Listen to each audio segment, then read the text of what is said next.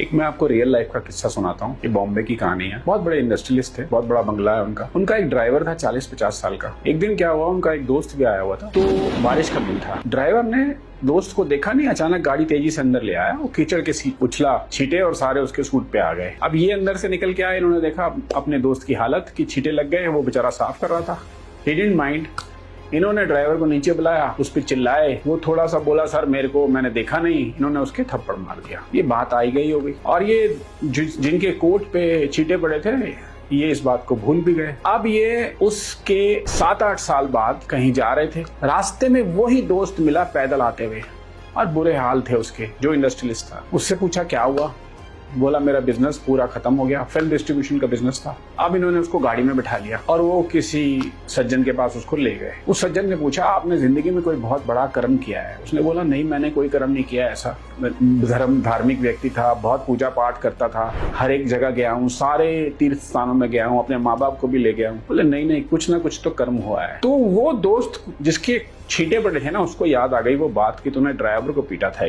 इन सज्जन ने सलाह दी कि ड्राइवर पता है कहाँ रहता है? बोले हाँ पता है मुझे, कहीं और नौकरी करता है, लेकिन मैं घर जानता हूँ, चौल जानता हूँ उसकी कहाँ रहता है। बोले उसके पास जा और उससे माफी मांग, और अगर उसने माफ कर दिया तो तेरी जिंदगी की परेशानियां दूर हो जाएंगी और तू वापस वहीं पहुंचेगा। और उसने किया। और मैं उस सज्जन से फिर बाद में मिला। अब वो उतने बड़े बिजनेसमैन तो नहीं है, लेकिन फिर भी लाइफ पीसफुल और अच्छी सी चल रही है, और एक अच्छे फ्लैट में भी रहने लग गए हैं। अब 2-3 साल हो गए इस बात को। तो मैं इसलिए बोलता हूँ कि कर्म बड़ा है धर्म से। धर्म तो सिर्फ शुक्राना है प्रभु का कि आपने हमारे से अच्छे कर्म कराए। आप कितनी भी तिजारत कर लो, कितने हज कर लो, कितने मंदिरों में चले जाओ, कितने तीर्थ स्थानों में चले जाओ, अगर आप के कर्म अच्छे नहीं है ना, तो वो कहीं ना कहीं आपको कैच कर ही लेंगे। अगर कुछ गलती हो गई तो क्षमा मांग लीजिए ना। मेरे को गुरुदेव कहा करते थे कि अगर आपसे कोई गलती हो गई तो 50 लोगों को बोल दो हाँ मेरे से गलती हो गई है, वो कर्म कट जाएगा। लेकिन साथ में अगर आपसे कोई अच्छाई हुई है तो एक आदमी को भी मत बताओ, नहीं तो उसका भी असर खत्म हो जाएगा। एक बात और कहते थे वो, मेरे को लास्ट में बताऊंगा, कि नेक वो नहीं होता जो धार्मिक स्थानों पर जाता है, पूजा पाठ करता है, हवन यज्ञ करता है। नेक वो होता है जिसके पास कोई चल के आए